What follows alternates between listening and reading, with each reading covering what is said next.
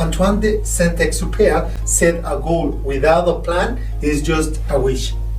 Hello, my name is Juan Navarro. This is Advanced Quality Programs, and I invite you to explore the quality philosophies and concepts to apply them to our life.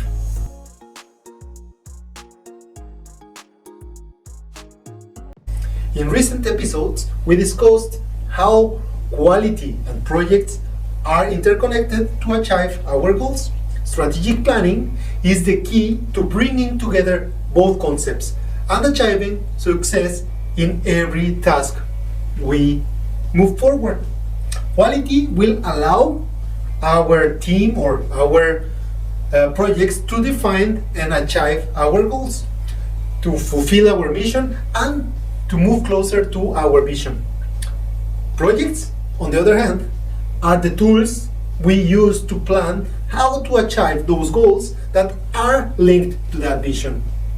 For this purpose, strategic planning will involve defining the projects and the goals that are related to these quality expectations that will help us to achieve our vision. So how do we start to plan strategically? The first step is to confirm again our vision. What do we want to achieve? This fixes our mission, our objectives, our goals, and ultimately the projects. The key question here is, how far do we want to go? Our strategy will depend completely on the answer to this question. Starting a project without a strategy is like boarding a plane with a fixed destination without letting the pilot know where we want to go. After a few hours of flight, we might ask the pilot how far away we are from our destination without having provided the initial information.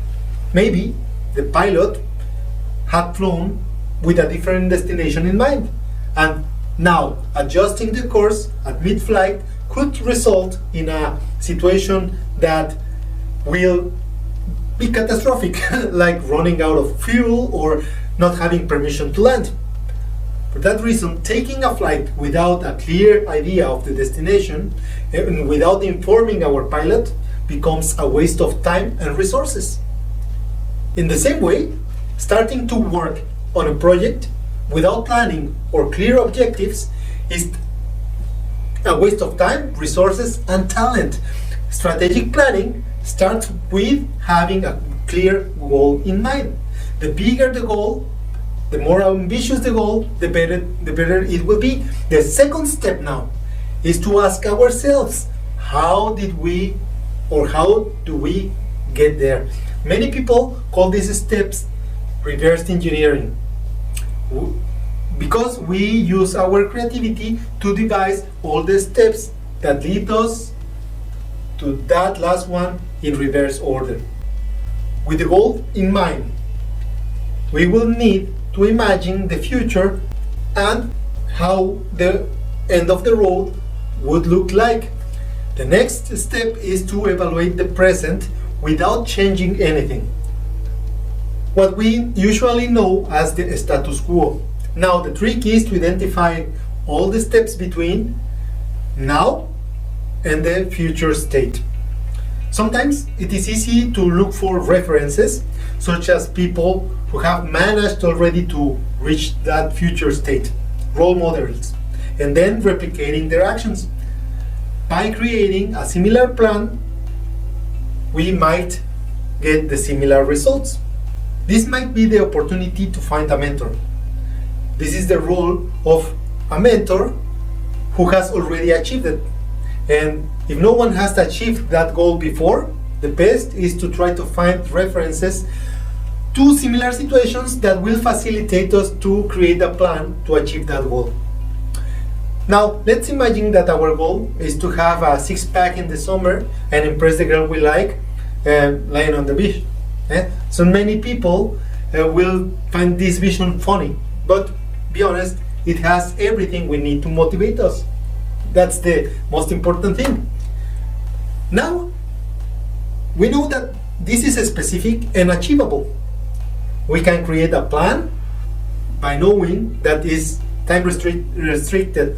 The summer begins on the June 21st. we have to scheme an exercise routine and a balanced diet with the information we can collect from athletes and other people that has already achieved that goal. By continuously measuring our weight and measurements, we can actually verify if the actions that we are taking are effective and efficient. Finally, the image of ourselves laying on the beach is our vision, and this will set up the frame of reference to set the strategical plan of our project of impressing that girl with a six-pack. Now, use this simple example to create any strategic plan for any goal you would like to achieve. First, think about what you want. Be very specific about the results you want to achieve. The more specific, the better.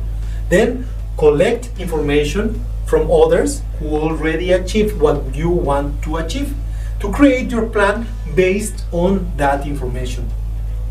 Finally, work on that plan and continue measuring your results until you get that goal that you set up in the beginning.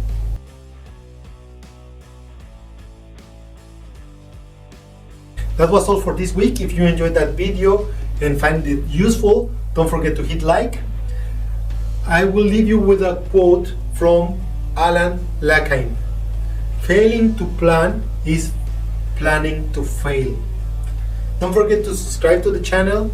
Don't forget to order the book Life Quality Projects and hit the bell. See you next week.